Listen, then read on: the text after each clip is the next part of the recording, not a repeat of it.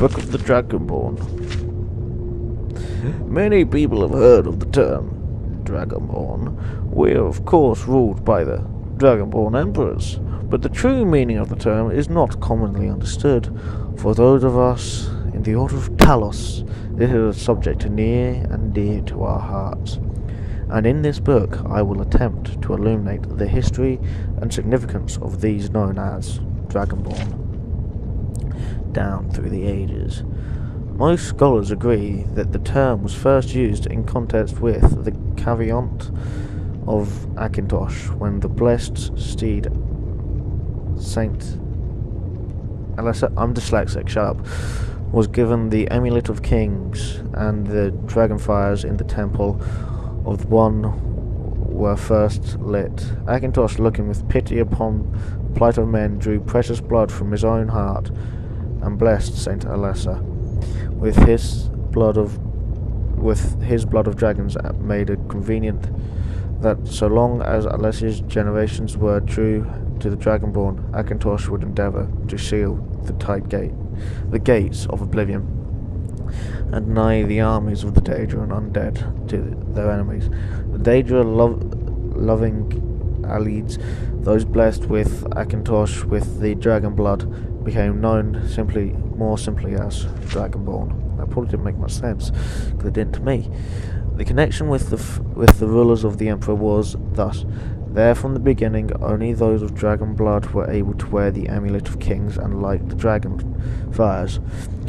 All the legitimate rulers of the empire have been Dragonborn. The emperors and empresses of the first Suidic, how would you pronounce? I don't know. Empire founded by Alessa remained Cyril and his heirs, or of course Tiber Septon and his heirs, down to our current emperor, His Majesty Pelagius Septon IV. How long is this? I'm reading the whole thing and I don't care. What was I? Because of this and his connection with the Emperors, however, the other significance of the Dragonborn has been obscured and largely forgotten by all the scholars and those of us who dedicated to the service of the blessed Talos, who was Tiber Septon. Very few realize that being Dragonborn is not a simple matter of heredity. Being the blessed of Akintosh himself is beyond our understanding exactly how and why it is bestowed. Those who become emperor and light the dragon fires are surely Dragonborn. The proof is in the wearing of amulet and the lighting of the fires. But were they Dragonborn and thus able to do these things, or was the doing the sign of the blessing Akintosh descended upon them? All that we can say is that it is both and neither. A divine mystery. All the lines of Septums have all been Dragonborn, of course, which is one reason the simplistic notion of it being heritage has become so commonplace. But we know for certain that if the early Suidic rulers were not at all related, there is no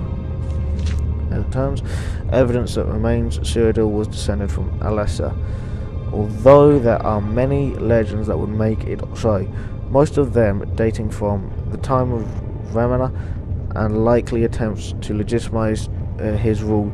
We know that the blades usually thought of as the Emperor's bodyguards originated in Argva, crusaders who invaded Tamriel for obscure reasons in the late First Era. They appear to have been searching for a Dovahkiin. The events of Pale Dast bear this out, and the Avarok were sent the first to proclaim the man Cyril as Dragonborn. In fact, it was Avogod who did the most to promote his standing as emperor, although Romain himself never took that title in his lifetime. And of course, there is no known heritage connection between Tiber Septon and any of the previous Dragonborn rulers of Tamriel. Whether there can be more than one Dragonborn at any time is another mystery. The Emperors have done their best to dismiss the notion, but of course the Imperial succession itself means that at the very least there are 2 or more potential Dragonborns at any one time. The current ruler and his or her heirs. The mystery of the blade. History. That does look like a B. That can't just be me. But the history of the blades also hints at this, although little is known of their activities during the interregnum between Roman's emperors and the rise of Tiber Septim. Many believe that the blades continued to search out and guard those they believe were or might be Dragonborn during this time. My jaw's starting to hurt. I don't know whether to say why, though. I talk often enough. Lastly, we come to the question of the true meaning of the Dragonborn. The connection with dragons is so obvious that it has almost been forgotten. In these days, when dragons are a distant memory, even though they're not dragons, they're actually still wyverns because they only have 4 limbs as opposed to 6. And if you don't know, wings count as limbs. Okay?